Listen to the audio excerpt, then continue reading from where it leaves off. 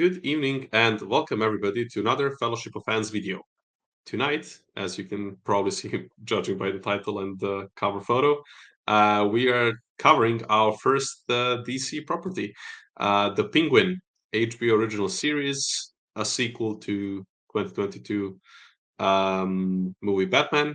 And yeah, excited for this one. And with me, I have my two friends here.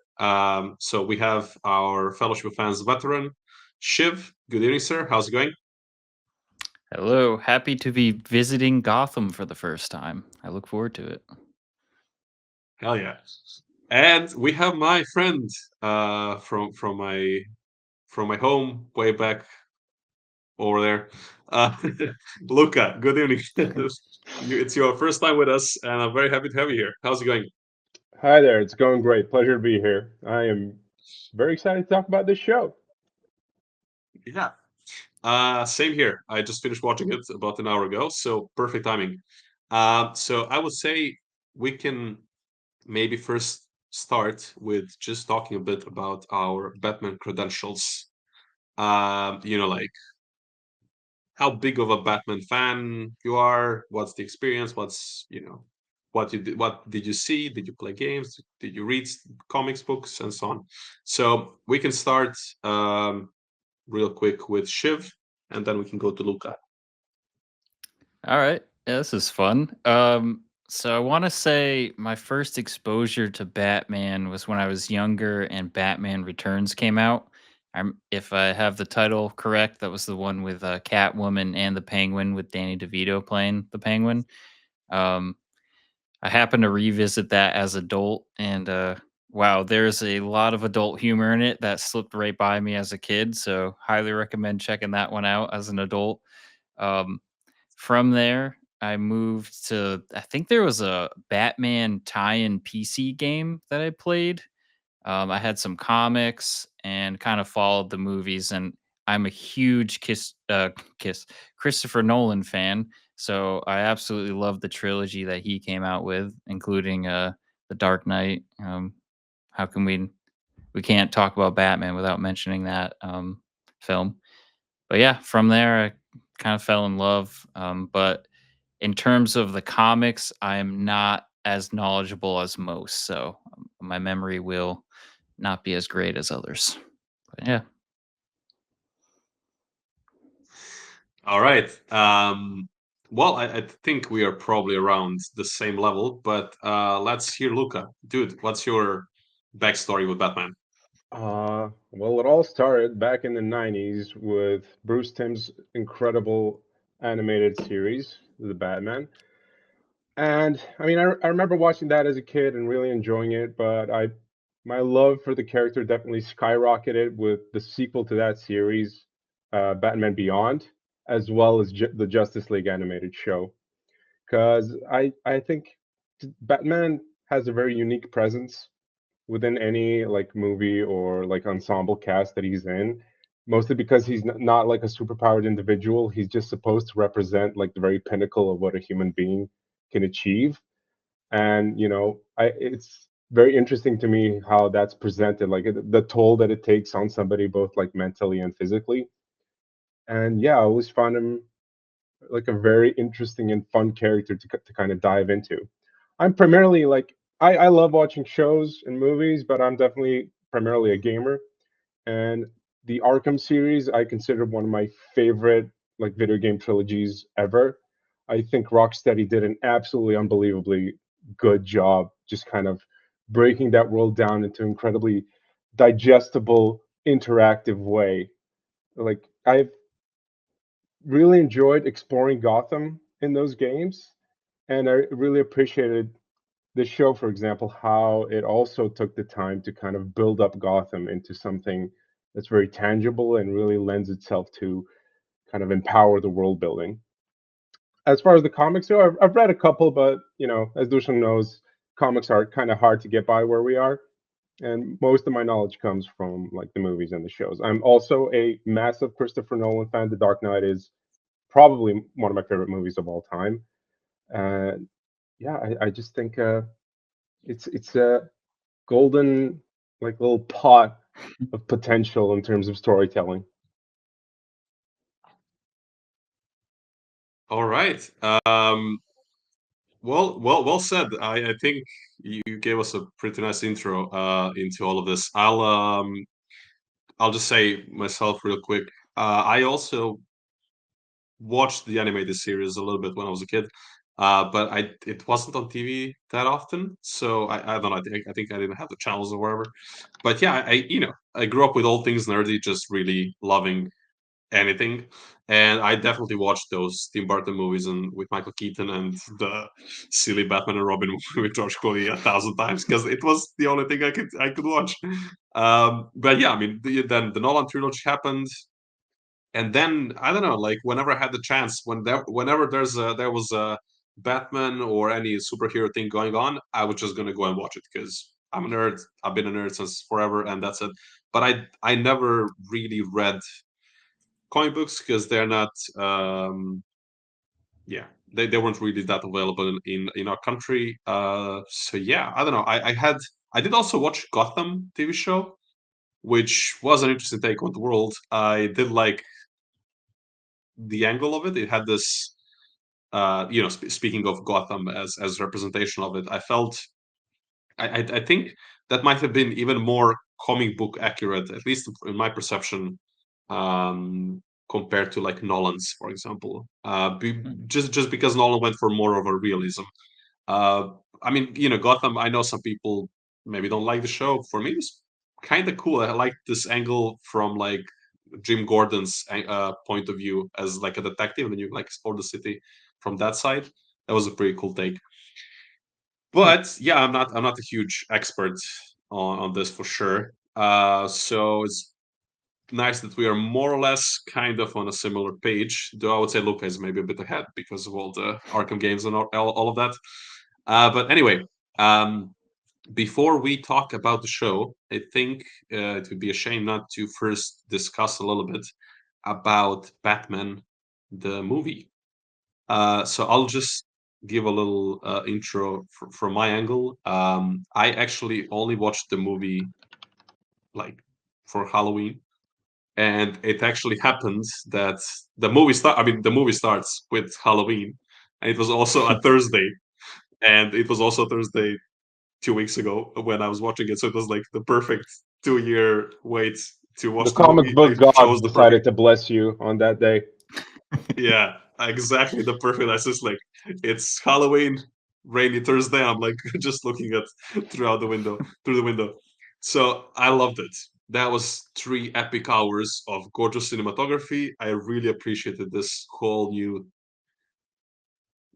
uh, take on Batman, where we really dig into the detective side of him. I really loved it. I heard a lot of critique, both positive, negative, uh, somewhere in the middle as well about the movie. I talked with Luke actually before watching it, so I kind of had my expectations set, but I can kind of understand why maybe some people were disappointed, quote unquote, when it came out because maybe they expected more of an action movie. But yeah, I really loved it. So, Luca, do you want to tell us what did you think of Batman? So, funnily And enough, you can talk about the whole world as well. Like, I mean, it yeah, is all connected. So the first time I saw Matt Reeves' Batman, I honestly wasn't that big of a fan. I thought that I thought the writing and the dialogue felt unnatural. Like many of the themes that they were going for didn't really land with me, but it was mostly like the way the characters interacted with each other. I then decided to rewatch the movie in preparation for the Penguin, and it's just such a fantastic example of how your mindset and your mood can heavily affect your experience. Because my second time going in, I was locked in. Like everything clicked for me. I knew exactly what they were trying to do. I knew exactly what kind of atmosphere they were going for, the kind of style of story they were going for, the more methodical approach that they were taking towards the character and the city and just the overarching plot generally. Everything feels more grounded and gritty, and there's a little bit more like pizzazz and drama than you would maybe expect in a Nolan movie. But whereas in the first time I didn't appreciate that, this time I appreciate it much more because, of course, you want to do something different, you want to do something new, and I felt that. I felt that very much going into this. The cinematography was just phenomenal. Uh, they still aimed for realism, which I think helped a lot by introducing the bulletproof batsuit. Like, if you're trying to sell me a story that there's a guy going out every night stopping crime in like the most dangerous city in the world, yes, he's gonna need a bulletproof suit in order to pull that off. And like that first intro sequence where we see him like emerging from the shadows in a hallway as like some random thugs are harassing a dude at a train station, it's the perfect introduction to what they're aiming to do here. I loved how Batman had a very specific arc in this movie. He At the start of the movie, he was very much just kind of committed towards scaring, the element, as he calls it, the criminal element, just kind of being a terrifying force for criminals. But by the end of the movie, this is where they deviated from most like Batman movies, is that he realized that hope is actually what is necessary. It's more necessary than the fear that he induces towards criminals. He needs to be like, a precise. That's a perfect image. So that moment in the movie encapsulated perfectly what they were going for in the story. Like, at that moment, I think both the audience and the Batman realized, okay, this is actually what I need to do. Like, okay, scaring criminals, that's cool, very fun, but this is actually a necessity. I mean, let's be real. If you lived in a place like Gotham, if you didn't have the means to move out somewhere safer, you need hope. You need to know that there's Yeah. something out there that's kind of fighting for you, because otherwise, man, it's just dark out there. So I really just there's so many things I appreciated about the movie, and I think the Penguin just perfectly like pogoed off the movie into its own thing. Yeah. I mean, well said. This is basically how I feel. Uh, that was a proper nerd out about the movie, and I really appreciate it. D. What was your take on Batman? Did you watch it like when it came out, or were you a slowpoke like me and like watched it like 1,000 years later for no reason at all? Yeah, so I saw it in theaters when it came out. Um, I was kind of lukewarm on it. I will admit I'm a big Christopher Nolan snob, so it was kind of hard for me to transition out of Christopher Nolan into this. I have a feeling, though, based on watching The Penguin, going back to the movie now, I'm probably going to appreciate it 1,000 times more. I started to watch it last night, but that was a little ambitious of me. I fell asleep, so I got to give it its proper due when I have more time. But um, Yeah. yeah, overall, I guess one thing it kind of leans into this is the first Joker movie that came out with Joaquin Phoenix. That was a movie that didn't necessarily need to be a Batman movie to be good. Like, if the Joker was just a character, like some random guy, that movie played out would have been an awesome movie still. Adding in the Batman elements heightened it, and I feel like the same thing happened with the Penguin show, where it was just a great crime mob like show. It could have been fine just like Good that. point. Add, Adding in the Batman elements heightened it again. So like I think that like just is a sign of the times. Like the fans out there, we're not looking for necessarily complete fan service. We're looking for a good story. And gosh darn it, I think we got it this time with the Penguin show. That's precisely it. Yeah. It's Yep. the emphasis is on the story. Like, when they realize it doesn't matter like how much fan service, how many like boxes we need to tick. If the story comes first, we're always going to get something good out of that ultimately. Yeah, I think that's a really good point. And also now that I think about it, it's kind of really good that Disney, at least at this point, hasn't yet bought Warner Brothers and everything, and they don't own DC. They don't own DC. So having like you have these two big companies that have to outdo each other, which is really good for everybody because you got competition, you got to step it up. And I mean, I recently, yesterday or today, I read that Kevin Feige, the head of Marvel Studios, said that starting from 2026, they're going to revert to 2 movies per year and 3 shows per year. That they want to like cut down on the number and like try to focus on quality. Hopefully, that they deliver. But I feel like this is also what kind of prompted that, like the fact that DC seems to be now going in a good direction with James Gunn taking over and all of these things, and now with Penguin having this big bang. Batman did well. We're not going to talk about Joker Part 2. So, but yeah. So it's good stuff, and yeah, I think Penguin was terrific. But let's dig in. So maybe first we can just comment real quick on just like the overall storytelling side of the show. So it's like 8 episodes, around 50 something minutes. For me, and the last episode was a bit longer, but for me, I was honestly really surprised with the way they managed to keep the pacing up. Like every episode kind of felt like it had its own little story to tell, but it also like I never really felt that the show dragged on. Like it seemed like okay, the show decided to stop on purpose in a couple of episodes to give like a breather from whatever was happening and to build up the next thing. But it really felt like they were like, okay, we have 8 times 50 minutes, 55 minutes. We're gonna this is the story we want. This is where we need to put it, and then okay, let's cut the unnecessary stuff. Let's put all these things in.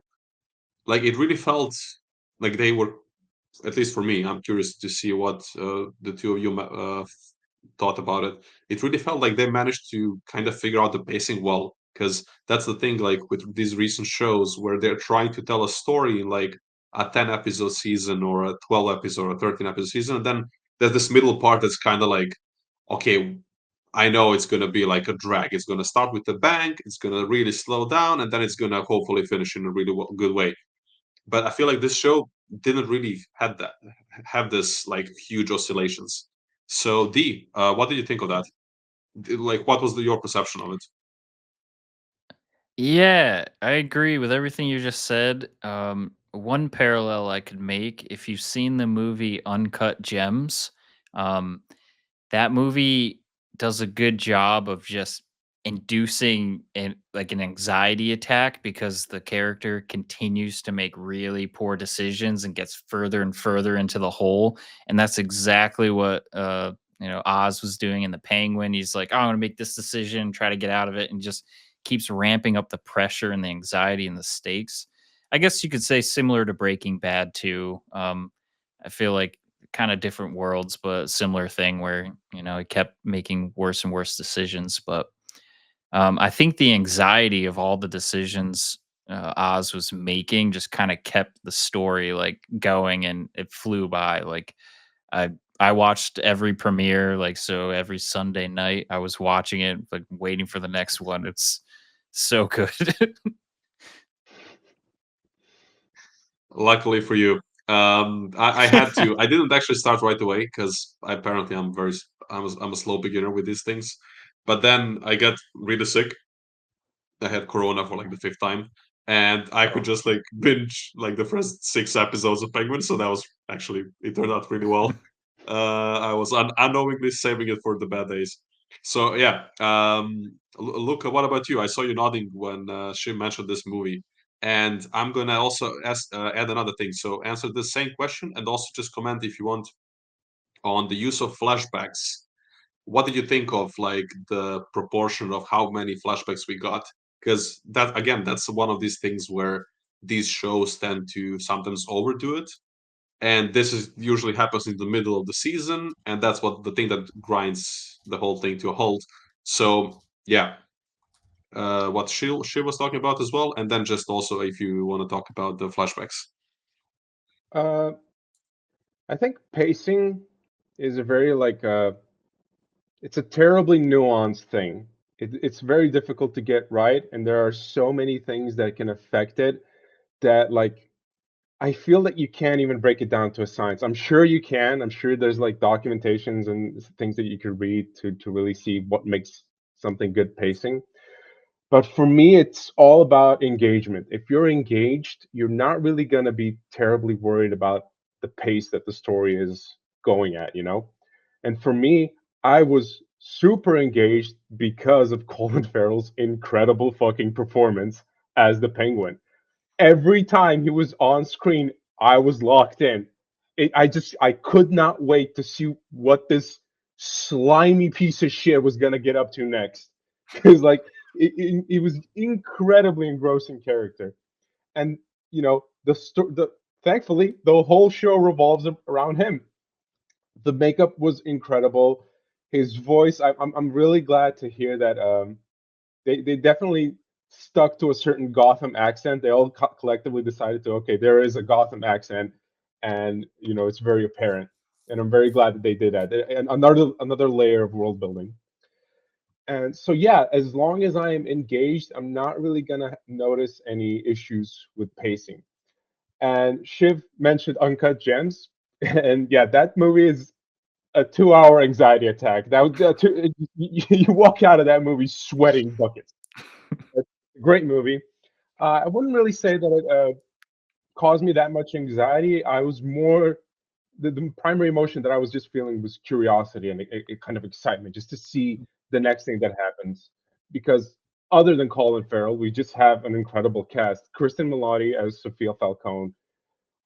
She just came out of nowhere, dude, and she stole the scenes every time. She just incredible performance. And when you have like a protagonist and antagonist who are both incredibly engaging, I feel like even if you had terrible pacing, you're not going to notice it as much because like you're just going to be engaged.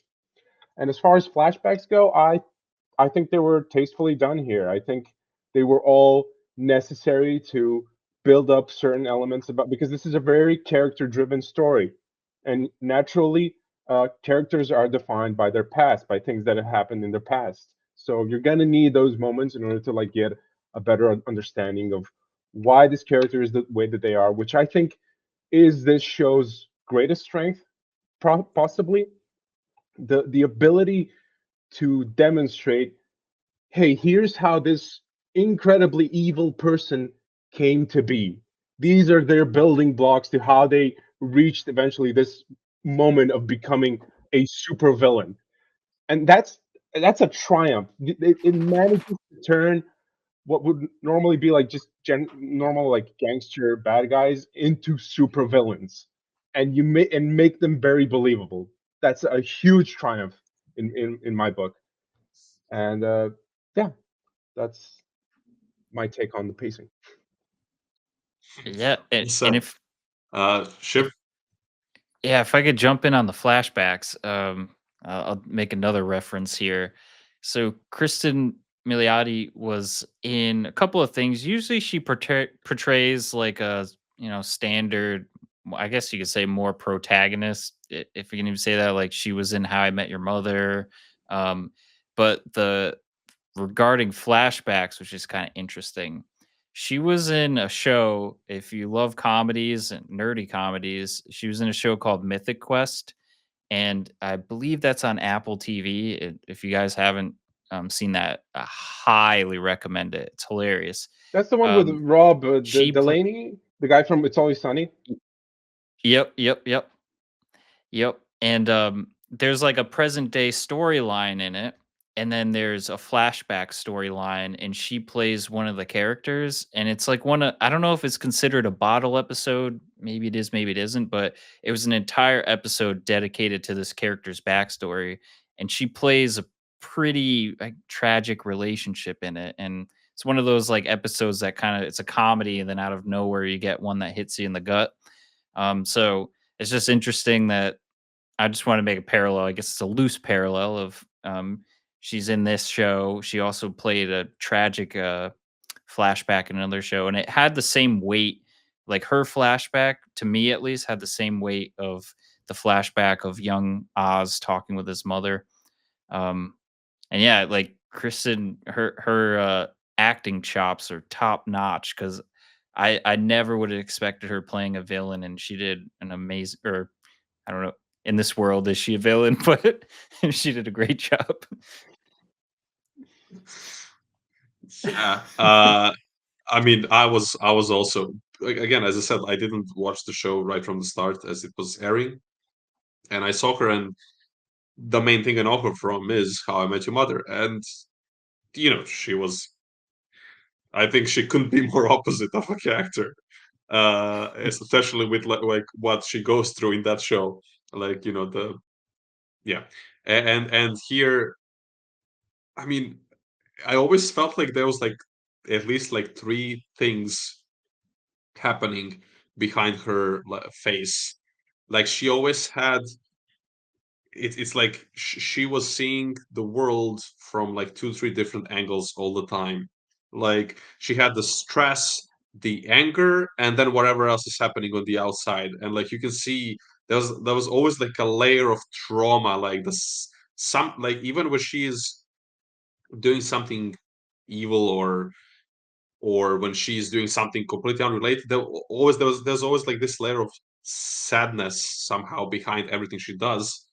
And even when she's terrifying, there's like a little glimpse of this. And then that episode when she is in Arkham, like when she gets there and everything, that was wild. Like she really, I mean, as Lucas said, like when you have the protagonist and the antagonist, who are both so compelling.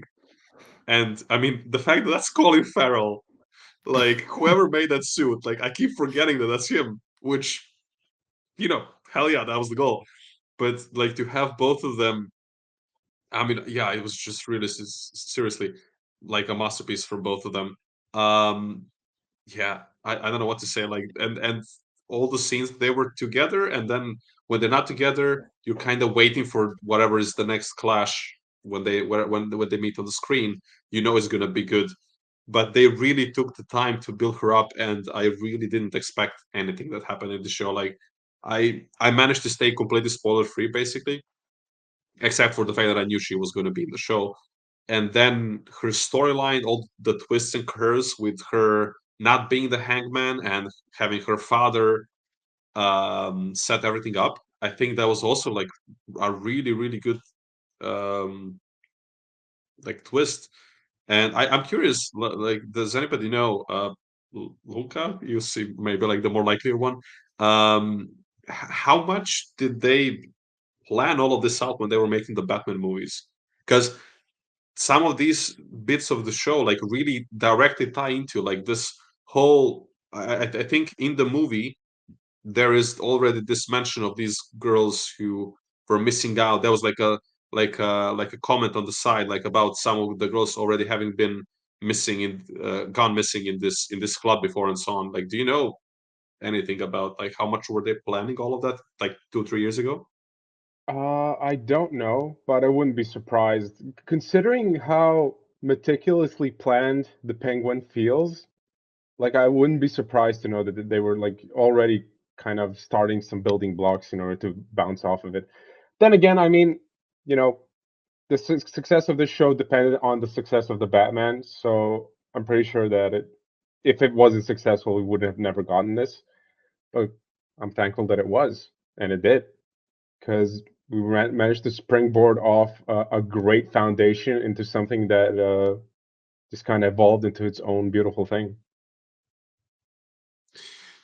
Yeah, very, very, very well said. I mean, we are extremely fortunate that we got this show. Like, seriously, it's Shiv. I think you said it would have been even if it didn't had like the connection with like this Batman universe, it was still a really good show. Like, if you just cut out all the Batman stuff, it was just a really good gangster show with really amazing performances. And speaking of amazing performances, what about our boy Wick here? The Man, heart of the show. I did not expect the ending. I was like, wow, I was completely caught off guard. That was wild. But Oh but man. maybe maybe let's savor it. Let's not talk about it right away. Let's just go back to the beginning, and let's just give the man the respect he deserves. Luca, uh, when we first met Wick, and then you can go throughout the show as his character was developing. What did you think? What did you expect from this character? So we meet him. He is trying to boost the, how do you call it? The rims. The rims from the car, from his car, and almost gets shot, almost gets killed. And then we have this whole, yeah. So what did you think of the character in the beginning? And just talk us through your impressions of him as he was going through the show. I think like the role of this character within the story is phenomenal. He serves so many like he adds so many layers to the world. First of all, he serves to help us humanize the penguin. I mean, there's not a lot there that can be humanized, but still, I think if the penguin was just flat out, just constantly a piece of shit, it would have been a bit harder to kind of like get invested into the show. So getting like potential like hopes and glimmers that maybe we can see like a more human side to him, like a more Mm. empathetic, sympathetic side. And it I loved that it constantly kept bouncing us back and forth between, okay, is the penguin just completely irredeemable, or is there little tiny part of him that we could root for, that we could hope, like, hey, maybe we can hope that this side of him kind of gets pronounced more. So that was great. I also think he serves as a wonderful like mechanic of representing Gotham. Like he's just a fucking kid in Gotham, down on his luck, like millions of other citizens in that city. Like he's just like any of us if if we went through the same thing that he did. Like I know, man, if I lost everything in a horrible flood and everyone, I'd be doing shady shit to get by too. Because like, what else can you do, man? That's what Gotham does to people. That's a perfect representation of how Gotham materializes the element constantly is by forcing these circumstances upon people. And yeah, I mean his performance is just fantastic. I don't know about you guys, but I don't remember the last time I've seen a character that stutters in like a show or movie. Like there definitely have been some, but they're very rare. And I think his whoever came up with the choice to make him stutter just adds that layer of humanity, that layer of realism to the whole thing that just kind of elevates it even more. So yeah, I Yeah, really appreciated his like entire role in the story. Great performance, great character, just great writing. yeah. What about you, Shiv? Do you have anything to add to this? Echoing everything you said for sure. I agree. Great character. The actor, like phenomenal standout too. Like he did a amazing job. Like I haven't seen anything he's been in previously, but like I think hopefully this is opening doors for him because he did a great job.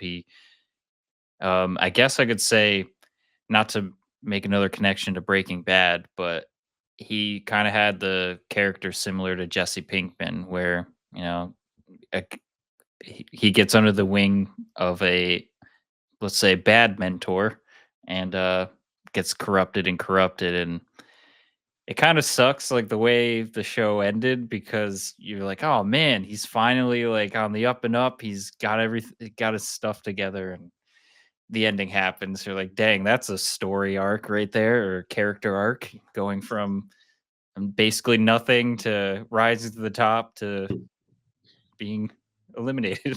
Yeah, and I he mean, had the chance to get out. I feel like that's a huge thing to mention. He had yep. the chance to get Oh out. yeah. There was that girl, I forgot her name, but the one he was in love with from his neighborhood. She was waiting for him. He was there. He was in the car at the station, watching her as she is entering the bus. He had the chance to leave. He decides to go back, and that's when he really digs in deep. That's actually when his kind of first kill happens. Basically, he who were the Maronis. They had Penguin and Sophia like on their knees. They were gonna take them away and then kill them or whatever, and he just drives into them and kills one or two of the. I'm sure he killed them. He I mean, really like the guy he dug deep ran into them straight with the car. into, probably not having a good time. But yeah, he does rack up a bit of a kill count throughout the movie. But I mean, it's not like even the kills I think were done, you know, I don't know if Oh tastefully yeah, is the wrong word to say, but it feels like it felt like a natural progression. yeah, it felt like a natural progression for him that he would make those decisions in those moments. And I think his decision not to go with his girl to California is also serves as just kind of a testament to Penguin's ability to, convince people to work for him, to make them hear what he wants them to hear. I think he's like one of the best examples of how he's good, how the Penguin is good at manipulating people into doing what he wants them to do. And yeah, I mean Oh yeah, that last yeah, scene is, I don't know if you want to get into it now, but yeah. Why not? Well, we can go into that. I That think was it's just kind of a perfect, like they go through an arc together. And for Vic it was like, okay, I finally found my place, I finally found my people or my person. I'm good, like things are going to be stable from now. And for Penguin it was the exact opposite. The moment he yeah. said It was a that reverse. you're like family, like Yeah. everything just kind of, you can tell that it was a very deliberate choice just by Colin Farrell's reaction when he says like, hey, you're basically like family. He, like, the Penguin just does this huge like sigh. He's like, fuck, why did you say that? Why did you Mm. fucking say that? And it's just such a, like, the Penguin's so incredibly, his layers of evil are so fun to explore and just kind of get a sense of how deep it goes, really. And that final moment of him killing Vic, it served as like the final crescendo that elevated him from being a thug gangster into just straight up supervillain territory. Yeah. I could Yeah. say too, I don't know if any of you had this, but when he was, I guess it was city council or town hall, wherever he was in that building, wheeling and dealing, and the guy basically said, "You need to be clean and have no loose ends." When that line was set, I was like, "Oh God, he's probably gonna start killing his friends." And then once he was in the park and it was dark, I immediately was like, "He's gonna kill him." And I was like, "No." But yeah, that it was still a shock. Like, oh, the writing, the build up, everything to that point, really well done. And the bait and switch for I'm jumping around, but the character arc for Sophia as well. They kind of hinted towards it. That one actually surprised me more for some reason. But yeah. You mean the It, fact it, that she decided to like leave, basically? Um like the very end of her arc where like he had her at gunpoint, I actually thought he was going to kill her and then switched it up and got her arrested. It makes sense because going back to the courthouse when they're wheeling and dealing, he's like that he needed the villain and to pin everything on her, so it makes sense to put her on trial. But for whatever reason, I thought he was just going to go full psycho and kill her too. yeah, it was. I think it was all. I was also surprised. Like, I thought for sure he was gonna just shoot her in the back of the head. But then there was that slight delay in those lights that we saw in the background. There was like this profile shot of her character just kind of waiting for the gunshot to go off, and it's not going off, and it's not going off, and you immediately tell, okay, something, they're doing something here. They're cooking, and Something's boy up. did they cook. It was, Yeah. yeah, it makes sense. It makes sense. Like, the Penguin was negotiating his next move with the councilman because his entire Bliss operation went to hell. He needed to find another way to secure power for himself. And yeah, having shit on a counselor, having like blackmail material, and being able to pull strings from a certain direction there, it makes perfect sense. It's just like a, I don't know. His rise felt natural. he has all the qualities of a slimy politician, and that's why I feel that it makes perfect sense. Yeah, that's one thing I wanted to actually mention. Like that guy, sorry, that guy has in D&D terms like expertise and every single thing, like double the points on charisma, but like on deception specifically. Like the dude talks his way out of everything. Yeah. And the beauty of it is that like they really put so much effort into those lines, because whenever he does it, it's like, how did you find, like, they made it so that he manages to find that one little narrow passageway towards the heart of this person he's talking to, or brain or whatever, and he manages to exploit that. Like, I mean, and look, as you said, like, that's a proper slimy politician right there. Like, it's insane how they managed to pull off. Like, for me, I don't think it ever at any point that it broke my suspension of disbelief. Like, how is he gonna talk his way out of this? Like, every single time he finds an angle, and they really, it's like, for me, it seems like they really put a ton of effort just to make that work. I feel like there's a certain archetype for his like character, like the slimy guy who always gets away with it. I feel like he sits at the very top of that archetype. He's the new god of just being the sleazeball lying sack of shit who can just always get his way just by talking. And that's it. I completely agree with you that it's just a triumph because everyone in that universe knows that the penguin cannot be trusted. Everyone knows that Right. he's a liar, and they still manage to fucking pull it off. Like, how do you do that, dude? It's crazy. I mean, I know how, just impeccable writing and having Colin Farrell deliver a bombshell performance. It's just there's so many things Yeah. about this show that I'm in awe of how well it worked. Emmy worthy. Yeah. Oh yeah, for sure. Honestly, yeah, I'm I gotta say, um, Luca, this channel has been mostly doing Tolkien stuff, and with the focus on Rings of Power, and there was a lot of standout performances in the second season. And I was like, if this guy steals an Emmy from one of these, I'm I'm not gonna be a little bit salty, but not that much. But it's like I'm gonna be very torn, because it's like I think the show, The Rings of Power, did really well in second season, way better than season one, with some really crazy performances.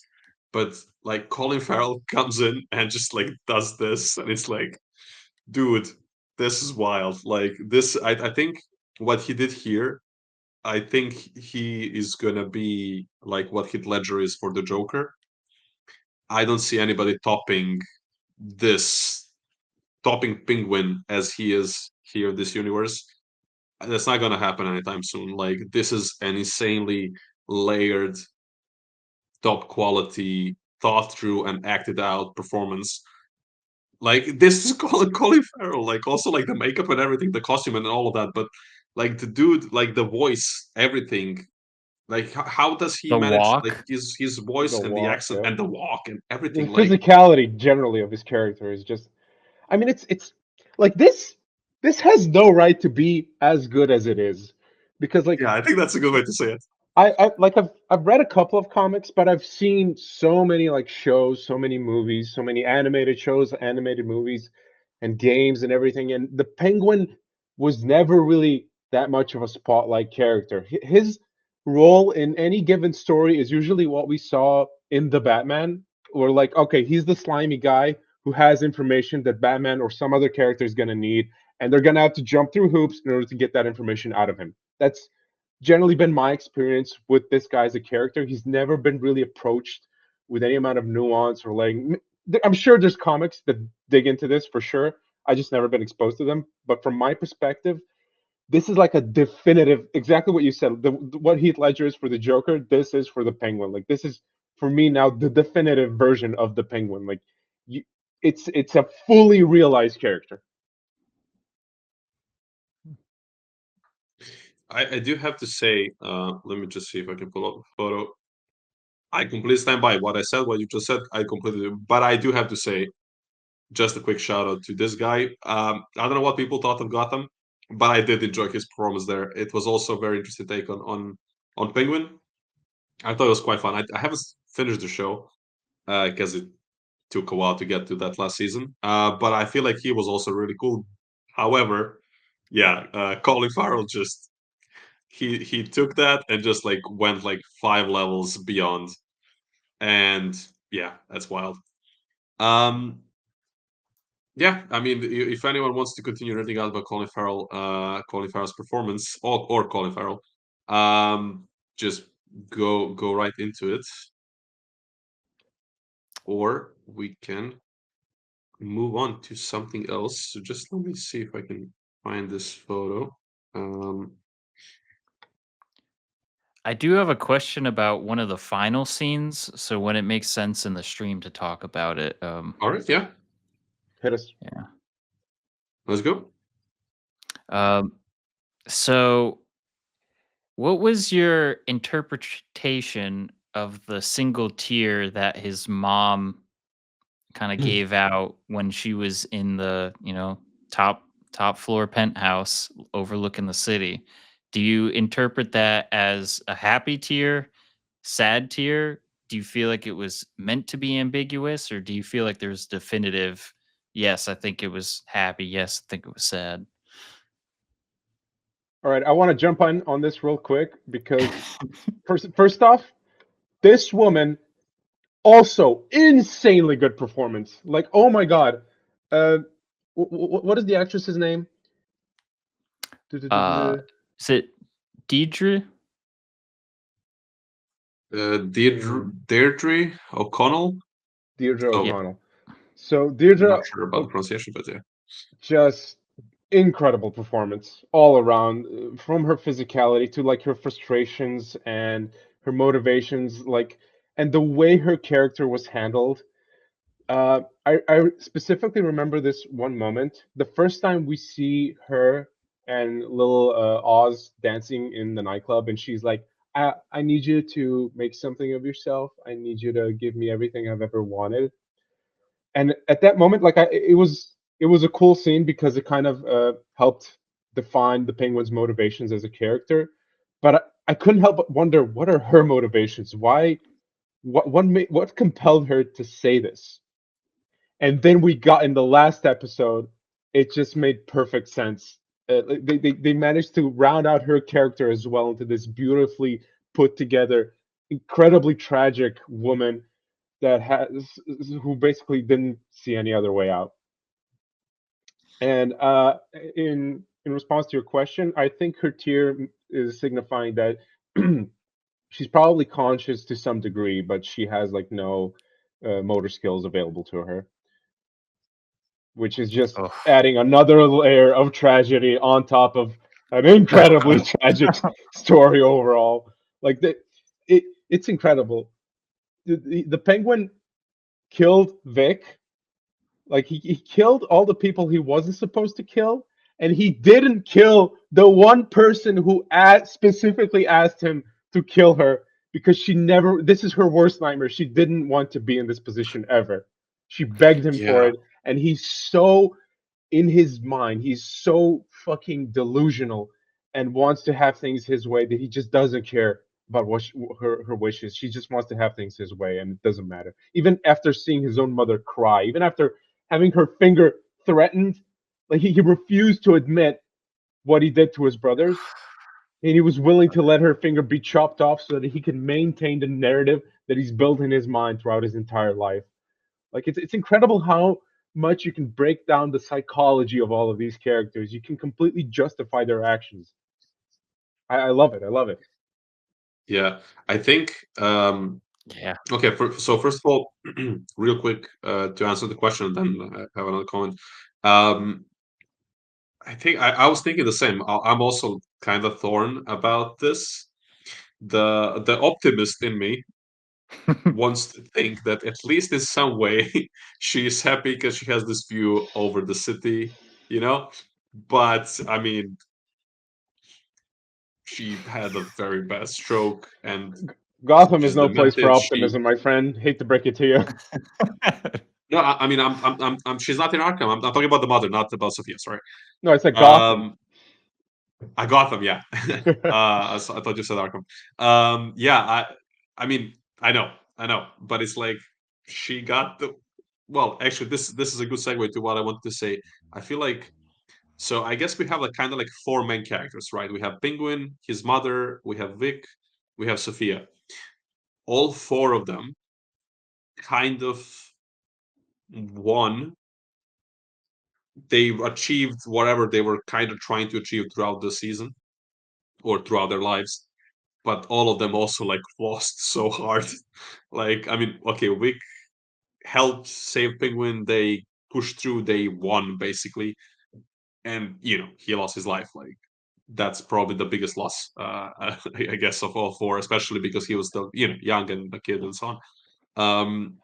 Sophia, yeah, like she was this close to leave, and now she's stuck back in Arkham. Like the one, I mean, that is the hell for her. Um, the lady on the screen, she's finally in that top apartment. She's finally in penthouse, in the penthouse, and yet she completely lost her connection with her son, and even more importantly, she's losing her mind. She almost completely lost basically, and she had a stroke. So she got this one thing she was striving for her whole life, but she lost literally everything else. And then Penguin, who was again his whole life trying to provide for this one important person in his life, and then on the way he found this kid who was kind of like a brother, and then he also betrayed Sophia many years ago, and then he lost Sophia, then he killed Wick, and his mother, he lost her love and respect, and he lost her effectively. And yet, he won in this career sense, but like all of the it's crazy, like all of them managed to lose some really crucial things despite scoring a couple of wins. I feel like it's just crazy well put. Yeah, I mean, it all Ugh. just kind of serves to exemplify how hopeless it is to kind of chase after these things in Gotham. Like, it's all just a bunch of snakes in a hole. They're biting each other, and no one's really gonna make it out of there in one piece. Yeah, I think that's very well said.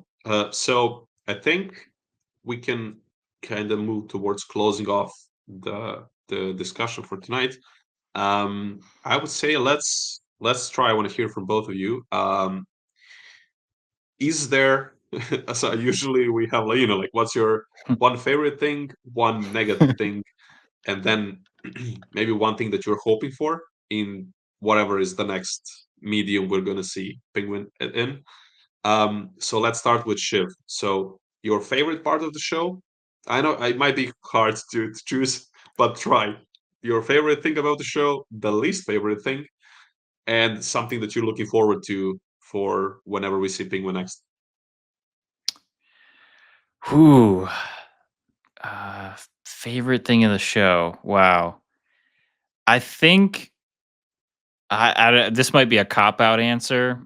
I'm gonna just have to say Colin Farrell. Just his overall portrayal of Oz the Penguin. I can't even pinpoint one scene. It's just all amazing.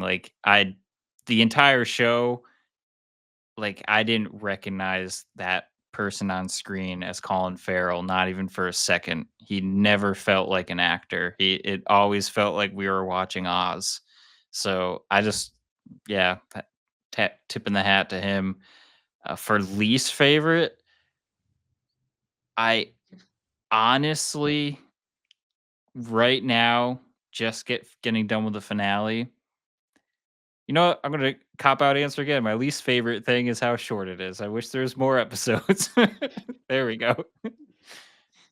Um, was there any other questions, or is it just those Yeah, two? the what are you looking forward to whenever we see Penguin, or like you can also this universe in general if you want.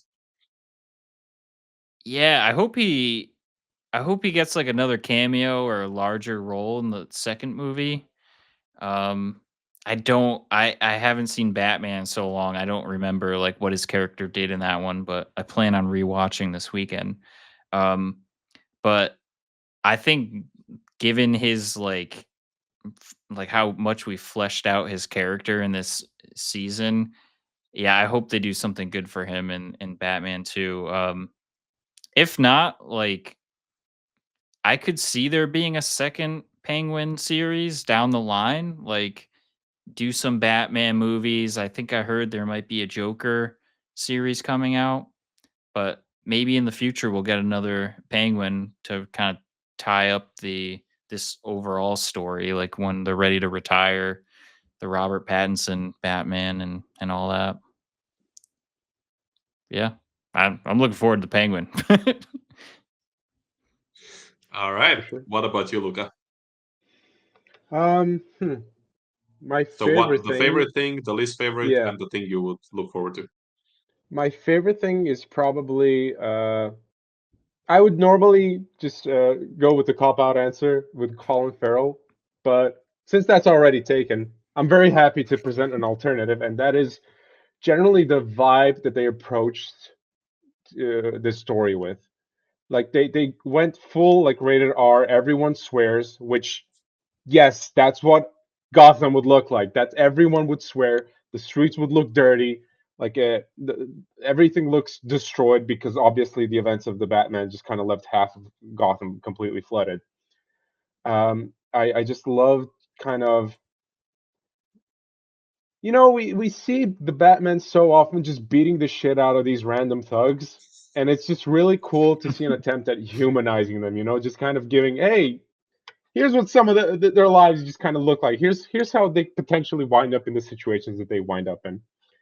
And I appreciated that. I appreciated that they chose to approach this in such like a meticulous, planned out manner, in like a very serious crime thriller, gangster movie vibe.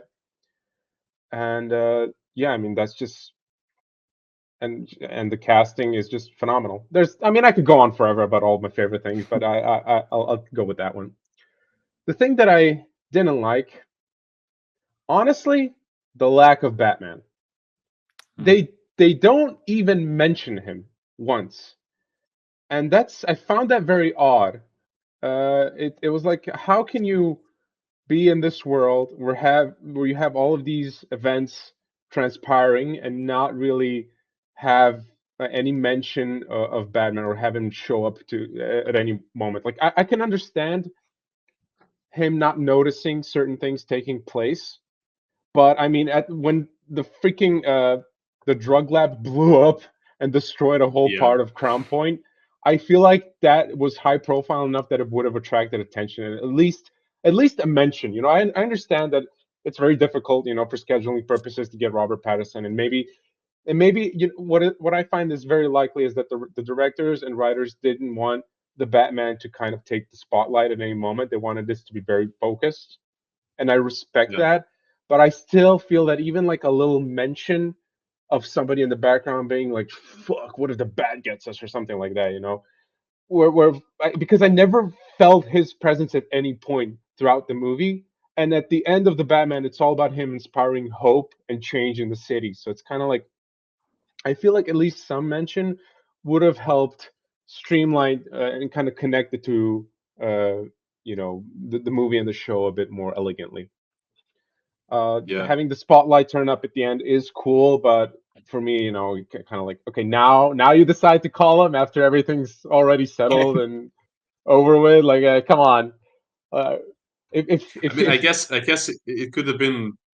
It does all kind of happen fairly in a fairly short period of time. I guess we can try to like headcanon it, like it happens in like within 2 weeks maybe. I guess like there are no time skips that are like. Well, actually, I guess I think there are, they're I just like guess very not there very are. noticeable. Like it certainly Yeah. took them a while to set up the Bliss operation. Like that Yeah, exactly. That's what that, I was that thinking definitely about. would have Like been at it took least a like while a with the month or two. laboratories. Yeah. I mean, I do completely agree, but well, at least we got this. But yeah, do Yeah. go on. Um. So yeah, that was my least favorite. And as far as the future goes, I mean, I'm happy to know that they're making a sequel to the Batman. I'm very excited for that to see where it's gonna go. I'm just very curious how this fits in with James Gunn's vision, because like from what I understand, he wants to completely rebuild everything from the ground up. Right. So, yeah, I'm not sure what James Gunn's like master plan is here. I honestly, personally, I would love to see him incorporate this Batman universe into whatever he's building right now. He probably had his own idea of what he wanted to do with the character, but maybe he just didn't anticipate how successful the Batman would be and how people would resonate with it. So I'm just personally, I'm hoping that it kind of melds in with whatever he's making right now. And if it doesn't, I don't know, it's going to be a little awkward to kind of balance two parallel Batmans at the same time. We'll see how that goes. I mean, we've got Yeah. Superman coming up as his first project. We'll see how that goes. I mean, I'm a huge James Gunn fan, but I've only ever seen him really tackle a specific type of theme and atmosphere and type of movie. So I couldn't really see him making the Batman as compelling as Matt Reeves made it. He could definitely bring his own strengths, but it would all be put together a little bit differently.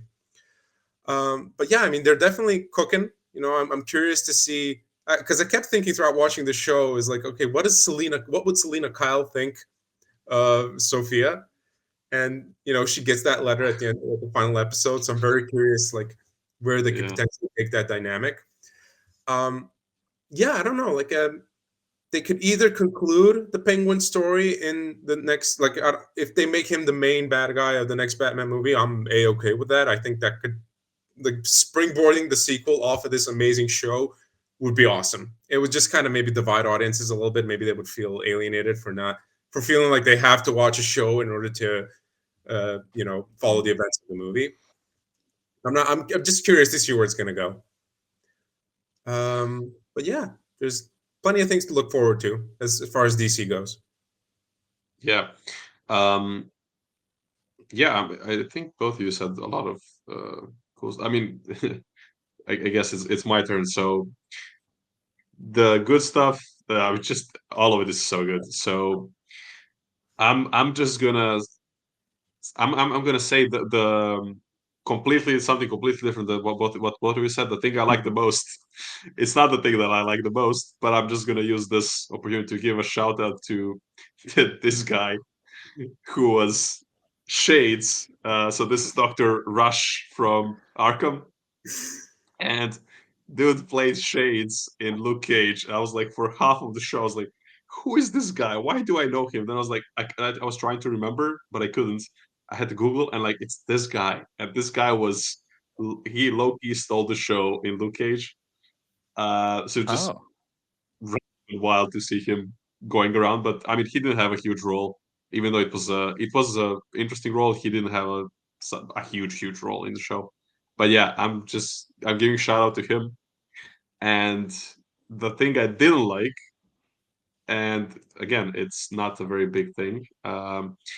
I was kind of hoping when I saw that Clancy Brown was playing Sal Maroni, I was hoping they would give him something more to do, because Clancy Brown, like I know him since I was a kid. He's in one of my favorite movies, in The Highlander, where he plays this insane, over the top, crazy, cool looking, scary dude villain. Um, and then whenever I see him somewhere, I'm just like, oh my god, it's him. So, and also like the fun fact is like he voices, I don't know what's his name in English, Mr. Krabs, Mr. Krabs from Mr. SpongeBob. Like Krabs. Yeah, the fact that he's voicing him is like insane. But anyway, it's a very I just wish the voice show, actor. Yeah, I just wish the show did something more with him. But I mean, it makes completely the sense, like the way the story developed and got resolved with him. Really cool. I mean, they really managed to like avoid a lot of cliches. Like I feel like they really were like, okay, there are some of these cliches we're gonna give like a completely different spin on them, or just like completely ignore them. Like they really, I feel like they really managed to avoid a lot of it. And then I'm referring to the fact that he just dies out of a heart attack, basically, or whatever happened. but yeah. Anyway, I wish we got to see more of him. But overall, I mean, it's hard to find something wrong with this show. So here we are. Things to look forward to. I'm really excited about the DC universe. I really, really, really hope that a couple of years down the line, we are having basically what Marvel had 15 years ago with Robert Downey Jr. as Iron Man, Chris Evans as Captain America, Chris Hemsworth as Thor, and all the other cast, Hawkeye, Hulk, Black Widow, all of them were really cool. And that I really hope we get obviously DC vibes, completely different vibes, but I hope we are getting some of that, and I'm quite excited about it to see. And I think is it called Creature Commandos or something? I think that's the animated show that's about to premiere really soon, and that's actually the first official thing of Guns DC universe. So something to look forward to. And yeah, I think with that we have kind of covered a lot of stuff. We went for about an hour. So, does anybody have any final comments? No, I'm just really looking forward to seeing more Penguin, more Batman. Very very curious to see what James Gunn is going to do. I One thing that I really liked what he said was because you said DC has a specific vibe. That's not what he's going for. He wants like every project to have its own like different feel to it. So Marvel has Mhm. been kind of you know very streamlined in terms of all their movies. They all feel same in terms of tone, atmosphere, and all of that. And I think we can expect something pretty different from him for the DC universe. For Superman, I think I'm very excited to see what he's going to do with Superman. I think he has the right mindset for doing that character well. Definitely better than Zack Snyder. Uh, but yeah, and I also want to see what he's going to do with more like off-brand characters because that's kind of his specialty. I would love to see him do a Yeah, Bruce Old movie, yeah, but that's an entirely different conversation. yeah. What about you, Shiv? Any final comments? It would be kind of cool to see the tides shift and, back when Marvel was all the rage and like it kind of felt like Marvel was winning the race, if we want to call it that. There's a potential with the start of here. Like I feel like the Penguin really is accelerating it. There is a potential of DC taking over for a period of time. Like I'll admit too, I had a bit of superhero fatigue for a while with all the movies that came Mm, out. Like I avoided the last couple of years. boys. Yeah, when the boys came out, I was like, I can't do another one, and it took me. And then once I like got into it, I was like, oh, okay, this is different. But when the Penguin was announced, I was like, oh my god, another one! Like I wasn't even planning on watching this, and then I started to see clips come up, and I was like, oh, okay, no, this is going to be something good. But yeah, I think there's a chance for DC to be on top for a little bit, which is cool to see. They got the good ones, Yeah, Batman, Superman, stuff like that. Yeah. yeah. I think there's DC deserves to like we deserve to get some of the shared universe stuff with those characters. It's a shame, Zack Snyder's universe didn't really work out. It is what it is. Starting a new one, and I think a lot of people are really excited about it, and it's really nice to see that. And Yeah. fingers crossed. But yeah, I think with that we can wrap up for tonight. First of all, D, thank you very much. Always a pleasure to have you to chat with you. Despite the time zones, we make it work, and I'm looking forward to the next one. We will be talking about what is the next thing we're going to talk about. Oh, I hope it's Dune Prophecy because that is Yes, looking sir. pretty good. Yeah, Yeah. can't wait. Yeah, so we'll be getting back to you with all of that. I think it starts like next week or so. So yeah, we'll be talking about that as well. And yeah, Luca, thank you so much, my friend. It was really cool to have you here. Finally, we've been talking about this for a while. Hopefully, we get the chance to talk about some other nerdy stuff. I mean, DC and all this stuff. It's a lot of it to look forward to. So yeah, thank you for being with us tonight. Thank you for having me. All right, and thank you to everybody, to all the I'm sure very numerous people who'll be joining in for this video. This is our first encounter with the DC stories, and hopefully there'll be many more to come. But yeah, thank you very much, and we'll see you on the next one. Bye bye. Bye bye.